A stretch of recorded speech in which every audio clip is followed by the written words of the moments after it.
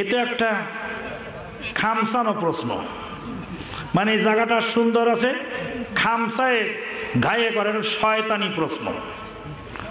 কারণ যদি মুসলমানের জাতির পিতা শেখ মুজিবুর রহমান বলে আমলিক মৌলবী, আর যদি বলি মুসলমানের জাতির পিতা ইব্রাহিম আলাইহিস সালাম তো বলবে এই লোক রাষ্ট্রদ্রোহী। ভালো করে শোনেন, মুসলমানের জাতির পিতা ইব্রাহিম আলাইহিস সালাম আর বাঙালি জাতির পিতা শেখ মুজিবুর রহমান, আপনার কোনো সমস্যা? যারা শেখ মুজিবুর রহমান সাহেবকে জাতির পিতা বলেন, তারা বলেন নাই যে মুসলমানের জাতির পিতা শেখ মুজিব। কি বলছেন তারা? বাঙালি জাতির পিতা শেখ মুজিবুর রহমান। তাহলে জাতির পিতা বাঙালি এক জাতি, তার মধ্যে বাংলা ভাষায় যারা কথা বলেন তারা হলো বাঙালি। বাংলাদেশের লোকও বাঙালি, বাংলাদেশের বাইরে যারা বাংলা ভাষায় কথা বলেন তারাও বাঙালি। এটা বাংলা ভাষার সাথে সম্পৃক্ত। বাংলা ভাষায় মুসলিমরা কথা বললেও সে বাঙালি, বাংলা ভাষায় হিন্দুরা কথা বললেও সে বাঙালি। বাঙালি একটা জাতির নাম, সেই জাতির পিতা হিসাবে শেখ মুজিবুর রহমান সাহেবকে ঘোষণা দেওয়া হয়েছে। এবার আপনি মানবেন না মানবেন আপনার ব্যাপার, কিন্তু এটা নিয়ে খামসাখামসি করার কোনো সুযোগ নাই। আপনাকে জোর করে এটা মানতে বলা হয়ও নাই। আর মুসলিম জাতির পিতা ইব্রাহিম আলাইহিস সালাম, এটা কোরআন দ্বারা প্রমাণিত, এখানেও কোনো সমস্যা নাই। কাজে এই সমস্ত কন্ট্রোভার্সিয়াল প্রশ্ন দিয়ে জাতিকে বিভ্রান্ত করা, আলেম ওলামাদেরকে বিপদে ফেলানো, এই সমস্ত উচিত নয় মোটেই। আল্লাহ পাক আমাদেরকে হেফাজত করুন।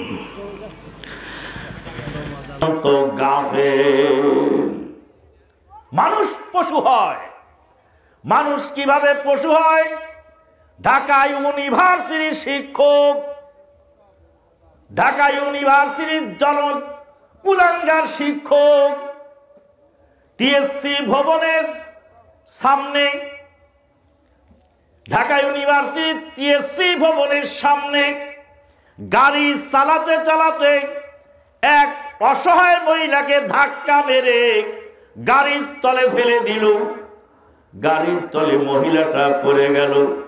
মহিলা করুণ আর্তনাদ করে, বাঁচার জন্য চিৎকার করে। মহিলার করুণ আর্তনাদ এই জানোয়ারের কানে যায় না। আল্লাহ বলেন কান দিয়েছি, তা ভালো করে বিবেচনা করে না, শোনে না। গাড়ি টেনে নিয়ে চলে গেল। ঢাকা ইউনিভার্সিটি টিএসসি ভবন থেকে খিলক্ষেত পর্যন্ত চলে গেল। জনতা ধাওয়া করলো। ধাওয়া করে এই কুলাঙ্গার শিক্ষককে ধরলো। ঢাকা ইউনিভার্সিটির শিক্ষক, যে শিক্ষা ধর্ম বিবর্জিত, যেই শিক্ষার মধ্যে কোরআন সুন্নাহ নেই, ওই শিক্ষার পশুর শিক্ষার মধ্যে কোনো পার্থক্য নাই। বস্তুবাদী শিক্ষা মানুষকে পশুতে পরিণত করে। শুনুন, ভালো করে বুঝার চেষ্টা করুন। ধর্ম যখন, বস্তু যখন ধর্ম হারায়, পদার্থ যখন ধর্ম হারায়, তখন সে পদার্থ হয় অপদার্থ। পানি একটি পদার্থের নাম, আগুন একটি পদার্থের নাম। আগুনের কাজ হলো, আগুনের ধর্ম হলো পুড়িয়ে দেওয়া, আর পানির ধর্ম হলো আগুনকে নিভিয়ে দেওয়া। কথা কি বোঝা যায়? আগুনের ধর্ম পুড়িয়ে দেওয়া, পানির ধর্ম আগুনকে নিভিয়ে দেওয়া। আগুন যদি পুরাবার শক্তি হারায় ফেলে, পানি যদি আগুন নিভাবার শক্তি হারায় ফেলে, আমরা বলবো এই পদার্থ আর পদার্থ নাই, দুইটি অপদার্থ হয়ে গেছে। আল্লাহ রাব্বুল আলামিন বলেন মানুষ যখন ধর্ম হারায় তখন মানুষ পশুতে পরিণত হয়। ধর্ম কি জিনিস আর মানুষের আচরণ কি জিনিস, আশ্চর্য হয়ে যাবেন বৌদ্ধ ধর্মের থিওরি পড়লে। বৌদ্ধ ধর্মের তিনটি মূলনীতি আছে। কয়টি? তিনটি।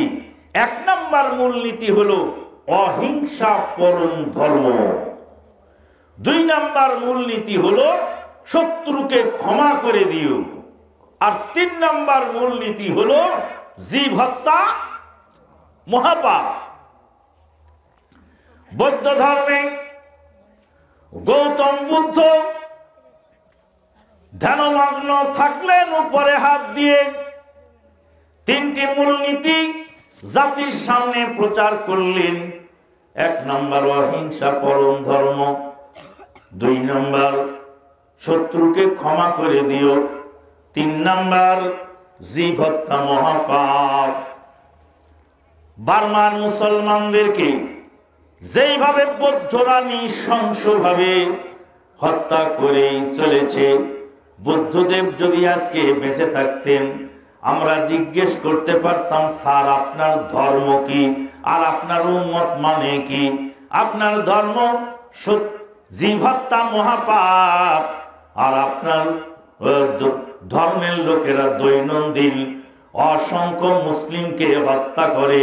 তাহলে কি আপনাদের ধর্মের দৃষ্টিতে মুসলিমেরা জীব নয়? জীব হত্যা মহাপাপ।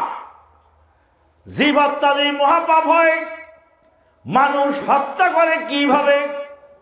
বলছিলাম ধর্ম এক জায়গায় থাকে আর ধার্মিক আর এক জায়গায় যায়। বৌদ্ধ ধর্মের অনুসারী বলে নিজেকে দাবি করে, কিন্তু বৌদ্ধ ধর্মের একটি মূলনীতি যদি মানত, তাহলে মুসলিমদেরকে নৃশংসভাবে হত্যা করতে পারত না। আর মুসলিমরাও তো আছে। এক মুসলিম মসজিদে গিয়ে বলছে যে এতেকাফে বসেছে, এতেকাফে বসে আমাকে জিজ্ঞেস করছে, বলছে সাহেব, মাওলানা সাহেব, আল্লাহর নবীর বাবা, আল্লাহর নবীর পিতা জান্নাতি না জাহান্নামী? বললাম আল্লাহর নবীর পিতা জান্নাতি হলে এবার তোমার লাভ কি? আল্লাহর নবীর পিতা জাহান্নামী হলে তোমার লাভ ক্ষতি কি? আল্লাহর নবীর পিতা জান্নাতি না জাহান্নামী তা তুমি খুঁজে বেড়াও। তুমি একবার চিন্তা করেছো তুমি নিজে জান্নাতি না জাহান্নামী? বললাম আপনি কি জান্নাতি না জাহান্নামী? তো বলছে আমি তো নিজেকে জান্নাতি মনে করি। কেন?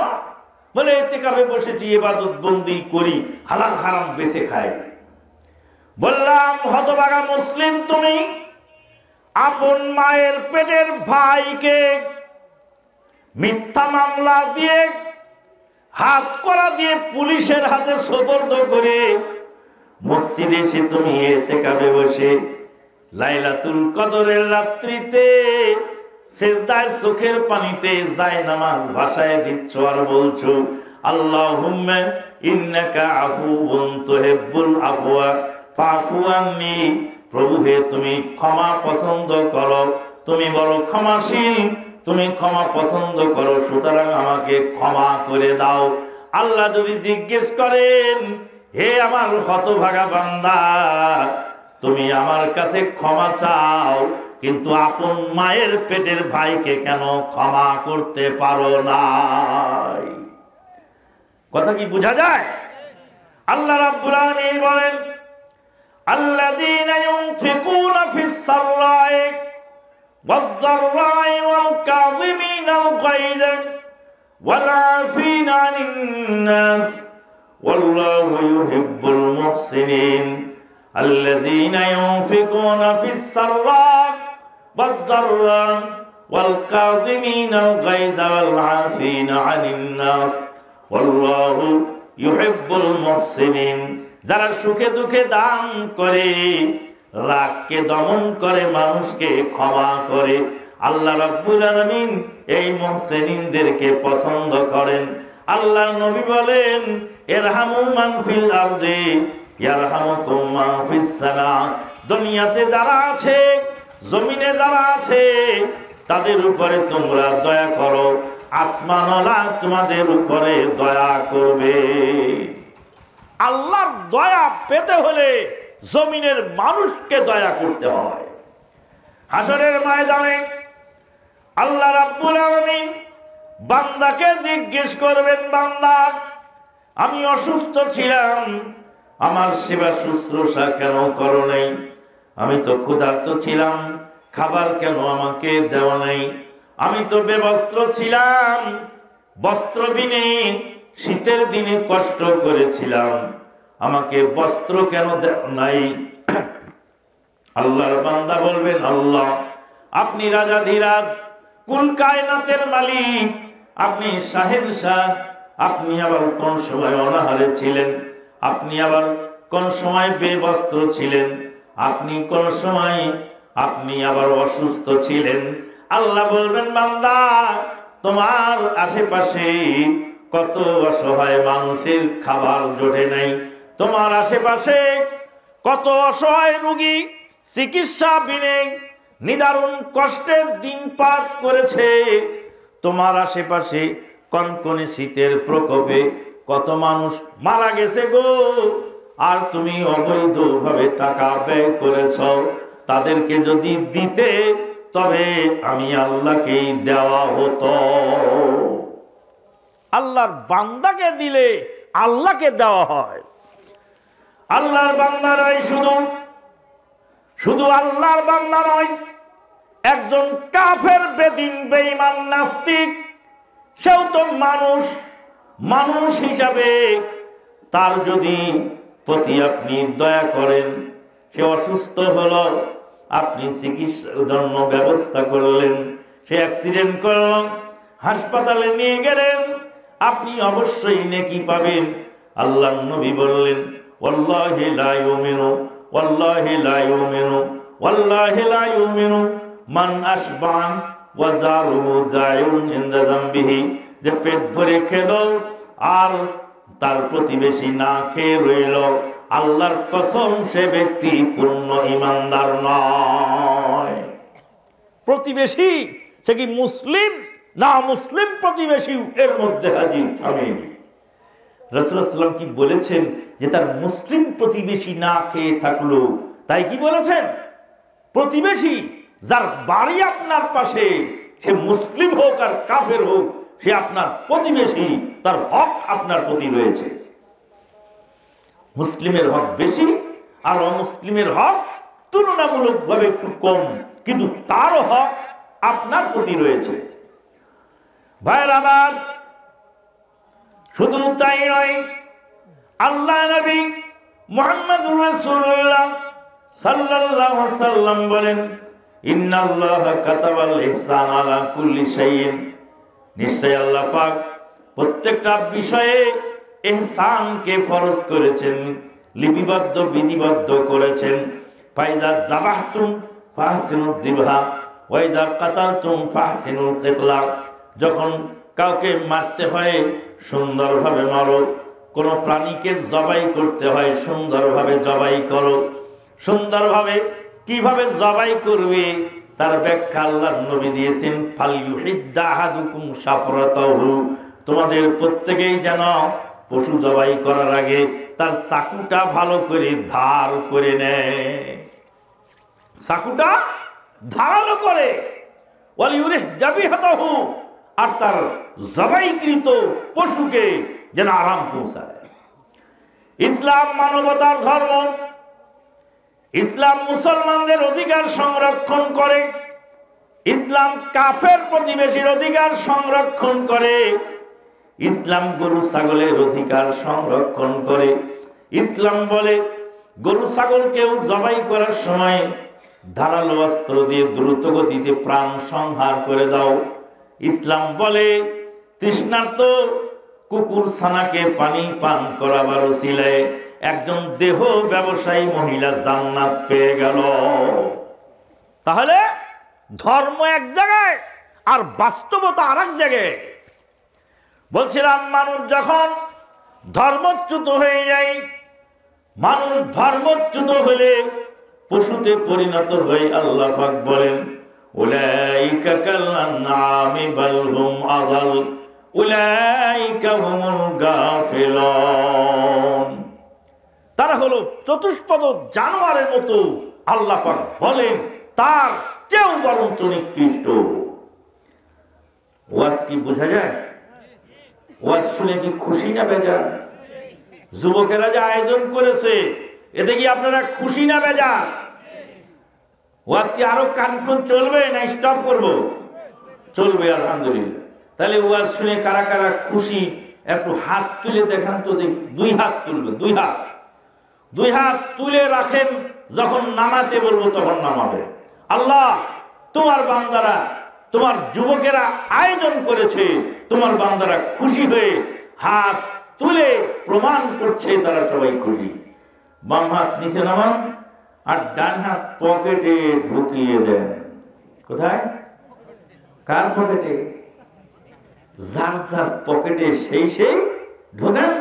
এই যে যুবকেরা আয়োজন করেছে, এই আয়োজনে যে তারা যে একটা ব্যবস্থা করেছে, এই ব্যাপারে আপনারা যে যতটুকু পারেন, 1000, 2000, 500, 5000, 100, 20, 50, 5টি টাকা খুচরা পয়সাও যদি থাকে তবু দেবেন।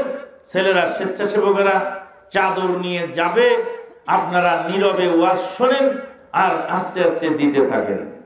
মা বোনেরা, আপনারা যারা ওয়াজ শুনছেন মাইকের আওয়াজে, আপনারা এই যুবকদেরকে এই মহৎ কাজে সহযোগিতা করে, মাশাআল্লাহ, আমাদের সভাপতি মহোদয় 500 টাকা, আল্লাহুম্মা সাল্লি আলাইহি, আচ্ছা, আরেক বান্দা দিয়েছে 500 টাকা, আল্লাহুম্মা সাল্লি আলাইহি, আল্লাহুম্মা বারিক আলাইহি, বারাকাল্লাহু ফি মালিক ওয়া বারাকাল্লাহু ফি আহলিক, রব্বানা তাকাব্বাল মিন্না ইন্নাকা আনতাস সামিউল আলিম ওয়া তুব আলাইনা ইন্নাকা আনতাত তাওয়াবুর রহিম। মা বোনেরা, আপনারা একটু কালেকশন করে যুবকদের এই কাজে সহযোগিতা করেন।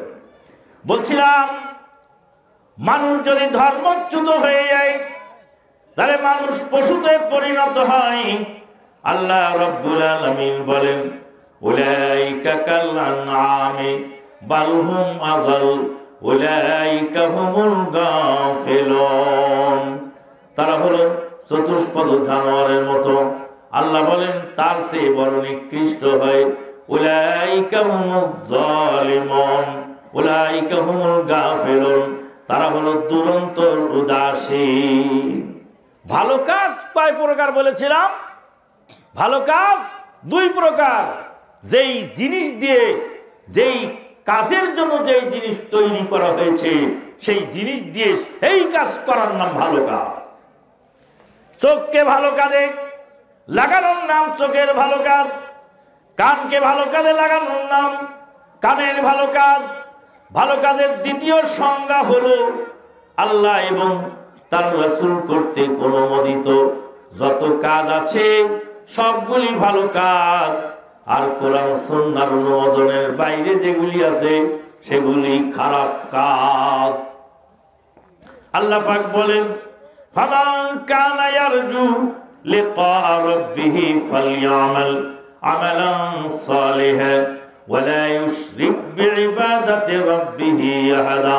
সুতরাং যে ব্যক্তি আল্লাহর দিদার লাভ করতে চায় সে যেন ভালো কাজ করে, আর আল্লাহর দিদার লাভ করতে চায় সে যেন ভালো কাজ করে, আল্লাহর ইবাদতের মধ্যে যেন শরীক না করে। পৃথিবীর বুকে 2টা মহাপাপ আছে, যেই 2টা মহাপাপ মানুষ ভালো মনে করে। আমাদের সভাপতি মহোদয় তার উদ্বোধনী ভাষণে একটি আফসোস করে কিছু কথা বলেছিলেন যে সাধারণ মানুষ শিরক বিদআত ছাড়তে উদ্বুদ্ধ, কিন্তু এক শ্রেণীর আলেম তারা এই শিরক বিদআত জিয়ে রেখেছে। আল্লাহ রাব্বুল আলামিন বলেন, কুল হাল নুনাব্বিউকুম বিল আকসারিনা আমালা আল্লাযীনা দাল্লা সা'য়ুহুম ফিল হায়াতিদ দুনিয়া ওয়া হুম ইয়াহসাবুনা আন্নাহুম ইয়াহসিনুনা সুনআ। আল্লাহ বলেন, হে নবী, তোমাকে কি ওই যারা আমলের দৃষ্টিতে অধিক পরিমাণ ক্ষতিগ্রস্ত তাদের সম্পর্কে কি বলবো না? আল্লাযীনা দাল্লা সা'য়ুহুম ফিল হায়াতিদ দুনিয়া ওয়া হুম ইয়াহসাবুনা আন্নাহুম ইয়াহসিনুনা সুনআ। যারা দুনিয়ার আমলকে বরবাদ করে দিয়েছে দুনিয়ার জীবনে। তারা মনে করে আমরা ভালো কাজ করলাম, হ্যাঁ, তারা মনে করে আমরা ভালো কাজ করলাম। বেদাতে হাসানা বেদাতে সাইয়্যা, শিরক বেদাত করে হইলাম বেহায়া, শিরক বেদাতে গেল ঈমান হারাইয়া। কোরআন হাদিস জানি না, যা জানি তাও মানি না।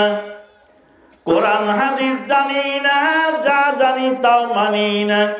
তারপরেতে হইলাম আমি বড় মৌলানা।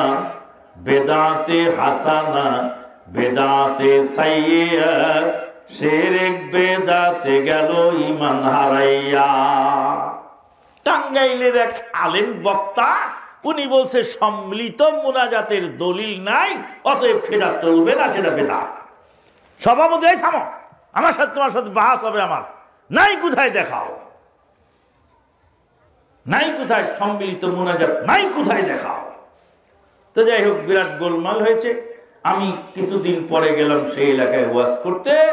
তা আমাকে বলল, নাই কোথায় দেখতে চেয়েছে, মুনাজাত নাই কোথায় দেখাও। আমি ওখানে ওয়াজে গিয়ে বলেন, সভাপতি সাহেব 2000 টাকার একটা নোট দেন। সভাপতি কয় 2000 টাকার নোট নাই। আরে নাই কোথায় দেখান, 2000 টাকার নোট নাই কোথায় দেখান, নাই দেখান যায়। বললাম, ভাইয়েরা, বাংলাদেশ সরকার 2000 টাকার নোট ছাপান নাই, তাই 2000 টাকার নোট বাজারে নাই, তাই দেখানো সম্ভব নয়। সম্মিলিত মুনাজাত আল্লাহ নবী করেন নাই, তাই হাদিসে আসে নাই, অতএব দেখানো সম্ভব নয়। হ্যাঁ, এই জমিন গেলে এটা আমার জমিন না, তো আপনি পর্চা দেখান যে আপনার জমিন না। যারা জমিনদার সে তো পর্চা দেখাবে, আমি কেন পর্চা দেখাবো? আল্লাহ নবী সাল্লাল্লাহু আলাইহি ওয়াসাল্লাম মুসলিম শরীফের হাদিসে বলছেন, আল বাইয়িনাতু আলাল মুদ্দাই ওয়াল ইয়ামিনু আলা মান আনকারা। যে দাবি করবে সে দলিল দিবে। আপনি বলবেন আছে, তো আপনি দেখাবেন। ভাইরা আমার, আল্লাহ রাব্বুল আলামিন তাই বলেন, মানুষ ভালো মনে করে করে। পৃথিবীর বুকে 2টি পাপ, একটি পাপ হলো শিরক, আর আরেকটি পাপ হলো বেদাত। হতভাগা মুসলিম খাজা বাবার দরবারে মানত করছে, তুলসী গাছ তলায় কনকনে আপনার শীতের মধ্যে একজন সনাতনপন্থী মহিলা সেজদা দিচ্ছে। সেই মহিলাও পরকালে নাজাতের আশায়। আর ওই যে গঙ্গায় স্নান করে, গঙ্গায় স্নান করতে যায় এক শ্রেণীর মানুষ। কনকনে শীতের মধ্যে গঙ্গার নদীতে গোসল করে তারপরে আল্লাহর কাছে, ভগবানের কাছে, তাদের দেবতার কাছে দোয়া করে, বলে, মা গঙ্গা হরিণী, আমি তো পাপ করিনি। হ্যাঁ, গঙ্গায় ডুব দিয়ে সমস্ত পাপ ধুয়ে দিল। গঙ্গায় স্নান করে বলে, মা গঙ্গা হরিণী, আমি তো পাপ করিনি, যা করেছিল মোর অঙ্গে ধুয়ে দিলাম তোর গাঙ্গে। পাপ করি নাই, পাপ আমার অঙ্গ প্রত্যঙ্গ করেছে। মা গঙ্গা হরিণী, আমি তো পাপ করিনি, যা করেছিল অঙ্গে ধুয়ে দিলাম তোর গাঙ্গে। সেই লোক কনকনে শীতের মধ্যে, মাঘ মাসের শীতে গঙ্গার জলে স্নান করে উঠে, সেও কিন্তু পাপ ধোয়ার জন্য এই কাজ করে, সেও কিন্তু পরকালে নাজাত পেতে চায়। গুরু গোবিন্দের বাবা মারা গেল, গুরু গোবিন্দ হিরশ্রাদ্ধের আয়োজন করল, ঠাকুরদেবকে দাওয়াত করা হলো। ঠাকুরদেব গুরু গোবিন্দের বাড়িতে এসে ভুরি ভোজন করার পরে গুরু গোবিন্দের বাপের জন্য আশীর্বাদ করলো, বলল, বনমালী তুমি পরজন্মে হইও রাধা। এই গান, গান নয়, এটা হলো ঠাকুরের আশীর্বাদ। বলছে বনমালী, ও বনমালী, তুমি আমারে ভালো করে খাওয়াইলা, ও বনমালী, তুমি আমারে এত কিছু দিলা, হাতিয়া তো উপহার দিলে, পরজন্মে যেন তুমি রাধা হয়ে এই পৃথিবীতে আবার ফেরত আসো। বনমালী, তুমি পরজন্মে হইও বানর, বনমালী, তুমি পরজন্মে হইও শুকুর, পরজন্মে হইও কুকুর। জীবন আনন্দ দাস বলেছেন, আবার আসিব ফিরে এই ধানসিঁড়িটির তীরে। ধানসিঁড়ির তীরে আবার জীবনানন্দ দাসের লোকেরা ফিরে আসবে পরজন্মে।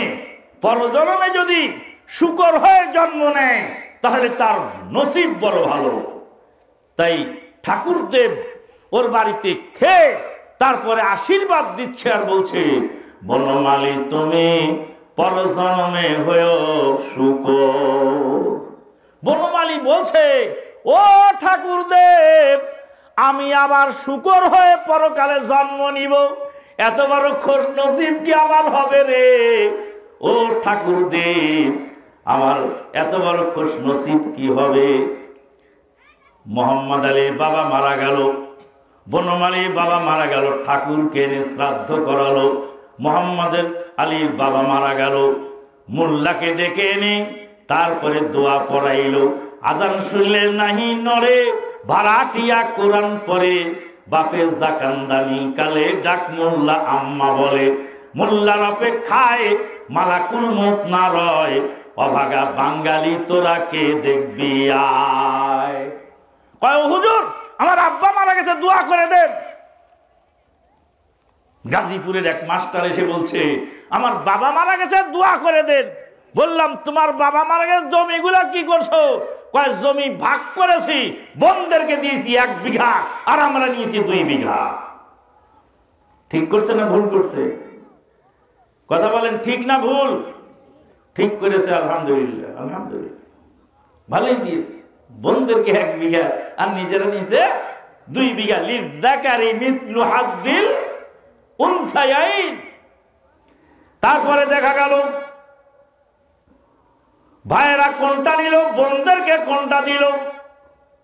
ভাইরা নিল পাতারির মোড়ের জায়গা, ভাইরা নিল আইহাই বাজারের জায়গা, ভাইরা নিল মধুল বটতলির জায়গা, ভাইরা নিল আশ্রন্ড বাজারের জায়গা, ভাইরা নিল সাপাহারের মোড়ের জায়গা, ভাইরা নিল এরকম সারাইগাছির মোড়ের জায়গা, ভাইরা নিল নিতপুরের মোড়ের জায়গা।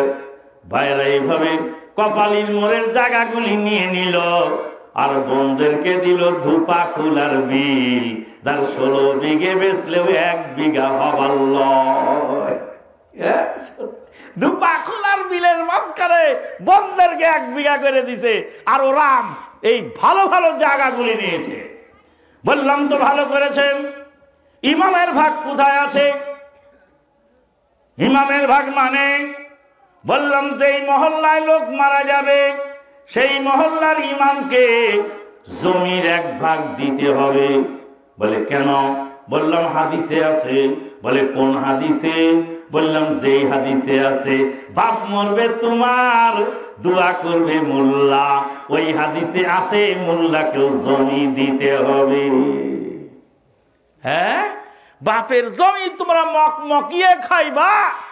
হ্যাঁ, বাপের জমি তোমরা মকমকিয়ে ভোগ করবা, আর মোল্লা তোমার বাপের জন্য দোয়া করবে।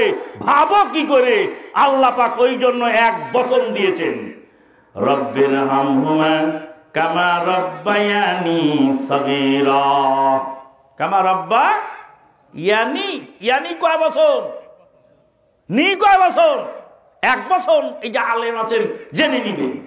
রব্বির হামহুমা কামা রব্বায়ানি সগীরা। একজন বললেন, হুজুর, আমাদের মসজিদের ইমাম সাহেব দোয়াটা বদল করে বলে, রব্বির হামহুমা কামা রব্বায়ানা সগীরা। ওই ইয়ানা বললি কেন রে? তো বলছে যে ইয়ানা বললাম সব মুসল্লি যাতে সামিল হয়। যে ইমাম নিজের জন্য দোয়া করে, মুসল্লির জন্য দোয়া করে না, সেই ইমাম ভালো নয়। আমাকে জিজ্ঞেস করলে, ইমাম সাহেব লোকটা কেমন? বললাম ওই লোকটা তাসলিমা নাসরিনের চেয়েও খারাপ। কেন? তাসলিমা নাসরিন বলেছিল কোরআন বদলানো দরকার, আর এই মৌলবী কোরআনের আয়াতের দোয়া বদলায় নিজের মন গড়া নিয়মে বানাইছে। শাইখুল ইসলাম ইমাম ইবনে তাইমিয়া বলেন নাদান লোক দ্বারা বেদাত চালু হয়ে গেছে।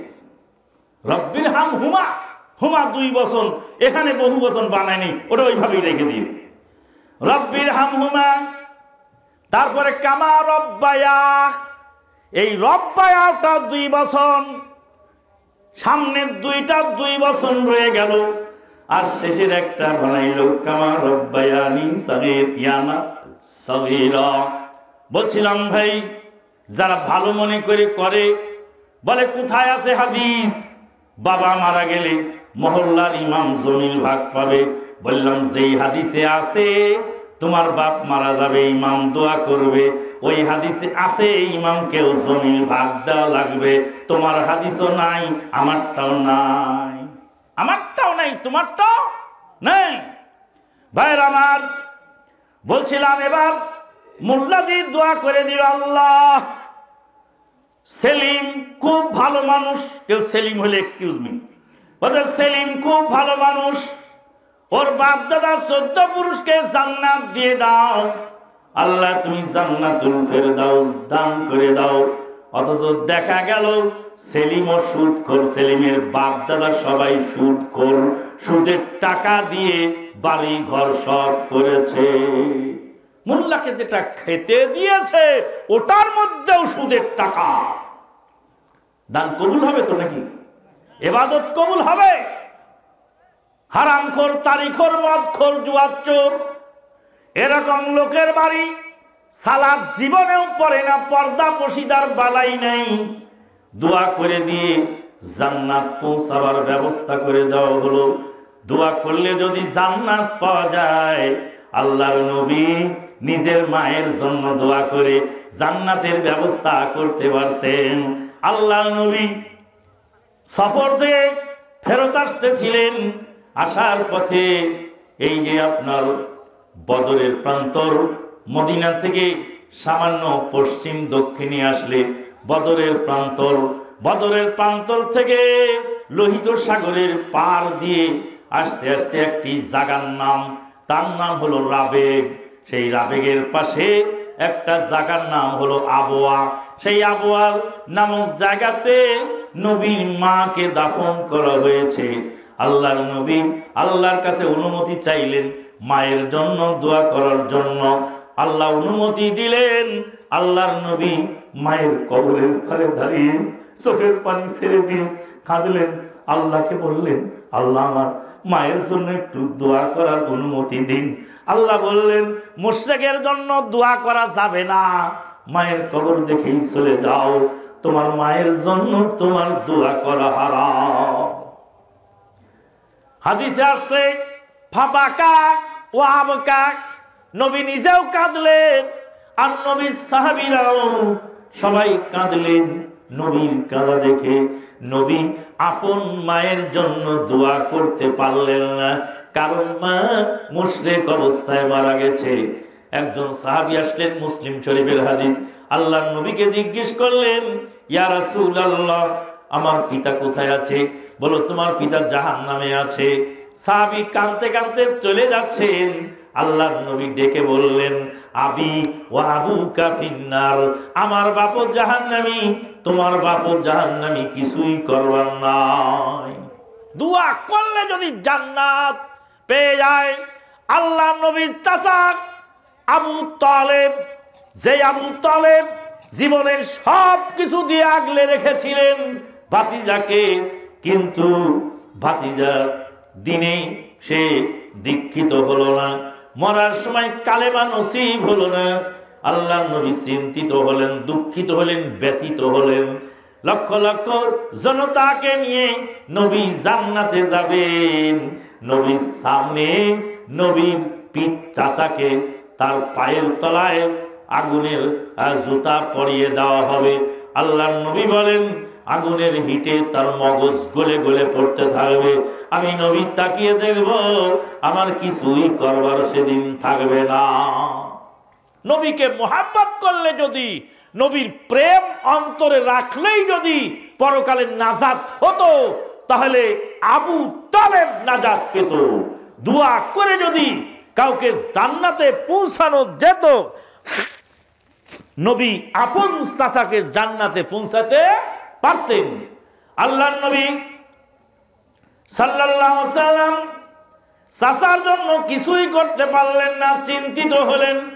আল্লাহ পাক কোরআনে আয়াত নাযিল করলেন, ইন্নাকা লা তাহদি মান আহবাব ওয়ালাকিন্নাল্লাহা ইয়াহদি মান ইয়াশাউ ওয়া হুয়া আ'লামু বিল মুহতাদিন।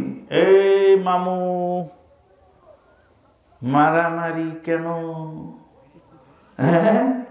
আল্লাহ আমাদেরকে কি দিয়ে বানিয়েছেন? এই বলো তোমরা, আল্লাহ আমাদের কি দিয়ে বানিয়েছেন? মাটি দিয়ে। মরার পরে কোথায় রাখবে? মাটিতে।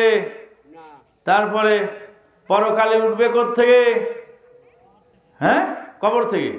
মিনহা খালাকনাকুম ওয়া ফিহা নুঈদুকুম ওয়া মিনহা নুখরিজুকুম তারাতান উখরা। এটা কোথাকার দোয়া? কোথাকার দোয়া এটা? মরা মাটি দেওয়ার দোয়া আমরা পড়তাম আগে। এটা দোয়া নয়, এটা কোরআনের আয়াত। আর এক মুরব্বী বোঝে কোরআনের আয়াত পড়া যাবে না কেন? বললেই তো নাকি। বললাম কোরআনে থাকলেই যদি পড়া যায়। কোরআনে আবু লাহাবের নাম আছে, ছেলের নাম আবু লাহাব রাখো না কেন? কোরআনে ফেরাউনের নাম আছে, ছেলের নাম ফেরাউন রাখো না কেন? কোরআনে তো আবু লাহাবের নাম আছে, ফেরাউনের নাম আছে, কোরআনে কারুনের নাম আছে। কোরআনে থাকলেই সে নাম রাখা যায় না। কোরআনে গ্রহণীয় আছে, কোরআনে বর্জনীয় আছে। কোনটা গ্রহণীয় আর কোনটা বর্জনীয় সেটা জানা দরকার। ব্রয়লার মুরগি কিনে আনো 150 টাকা কেজি, নাকি বাইরে গেছে? 150 টাকা কেজি ব্রয়লার মুরগি মাপার সময় নারী ভুঁড়ি ময়লা। জিয়াউর রহমান হাসতেছে মনে মনে, কারণ ব্রয়লার যদি নারী ভুঁড়ি বের করে মারতে হতো তো ব্যবসায়িক লস। নারী ভুঁড়ি ময়লা আবর্জনা যা আছে সব সহজ নয়। খাওয়ার সময় সবগুলি খান নাকি? না, নারী ভুঁড়িও 150 টাকা কেজি, উপরের পাখনা পালকও 150 টাকা কেজি। তারপরে সেটা দিয়ে জব করে ময়লা আবর্জনা ফেলে দিয়ে গোশতগুলি বেছে রান্না করে খাওয়ার সময় আবার বাছাই করে হাড্ডিগুলো ফেলে দেয় আর গোশতগুলি খুঁটে খুঁটে খায়। তাহলে জেনে বুঝে যেমন খেতে হয়, আমলও করতে হবে জেনে বুঝে। ও মামু, মামু তাকাও, মাটির দিক তাকাও। মাটি কি নড়াচড়া করে? না। মাটি কি গোলমাল করে? গোলমাল করা যাবে না। বন্ধুগণ, তাই আমরা পরে বুঝতে পারলাম যে ভালো কাজ সেটাই যেটা কোরআন এবং সুন্নাহ অনুমোদিত, যেটা নবী করেছেন, নবী শিখিয়ে গেছেন। কেউ আবার বলবেন নবী তো মাইকে ওয়াজ করেননি, আপনি করেন কেন? নবী তো মোবাইল ব্যবহার করেননি, আপনি করেন কেন? নবী তো চশমা পরেননি, আপনি পরেন কেন? মানুষের জীবনের কাজ হলো 2 প্রকার। একটা হলো ইবাদত, আর একটা হলো মুআমালাত। একটা হলো দুনিয়াবি বিষয়, আর একটা হলো দিনের বিষয়। দিনের বিষয় হুবহু মানতে হবে, আর দুনিয়ার বিষয়ে নিষেধ না থাকলে সেটা গ্রহণ করা যায়। আল্লাহ নবী সাল্লাল্লাহু আলাইহি সাল্লাম হজে গেছিলেন উটে চড়ে। উটে চড়ার সময় দোয়া করেছিলেন নবীজি। দোয়া আজও আছে অক্ষত। সেই উটে চড়ার দোয়া একটা নুক্তা, একটা জের জবর পরিবর্তন হয়নি, কিয়ামত পর্যন্ত হবে না। কিন্তু উট পরিবর্তন হয়ে এখন জাহাজ হয়েছে। আমরা জাহাজে চড়ার সময় ওই দোয়া পড়তেছি, কারণ উট ইবাদত নয়, দোয়াটা ইবাদত। ইবাদতটা করতেছি আমরা নবীর তরিকায় হুবহু। আর দুনিয়াবি বিষয়ে আপনি হারাম না হলে যে কোনোভাবে আপনি করতে পারবেন। আপনারা একটু লবণ বেশি খান, আমরা একটু লবণ কম খাই। কেউ মরিচ বেশি খায়, কেউ কম খায়, কেউ কাঁচা মরিচের ঝাল খায়, কেউ ঝোল খাবে, কেউ ভুনা করে খাবে। এটা মুরগি রান্না আপনার ইচ্ছা মতো চলবে, রুচি সম্মত। কিন্তু আপনি মাগরিবের সালাত জোরে পড়বেন কয় রাকাত, আস্তে পড়বেন কয় রাকাত, আল্লাহর নবী একদম ফাইনাল ফয়সালা দিয়ে গেছেন, একটু 19-20 করার সুযোগ নেই। ওয়া আখিরু দাওয়ানা আনিল হামদুলিল্লাহি রাব্বিল আলামিন। ওই যুবকদের জন্য দোয়া করবেন, তাদেরকে অনুপ্রেরণা দেবেন যারা এই মাহফিলের আয়োজন করেছে। আল্লাহ পাক যেন তাদেরকে ভালো কাজ করার তৌফিক দান করেন, আল্লাহুম্মা আমিন। ওয়া আখিরু দাওয়ানা আনিল হামদুলিল্লাহি রাব্বিল আলামিন। উঠবেন না, সভাপতি মহোদয়ের সমাপনী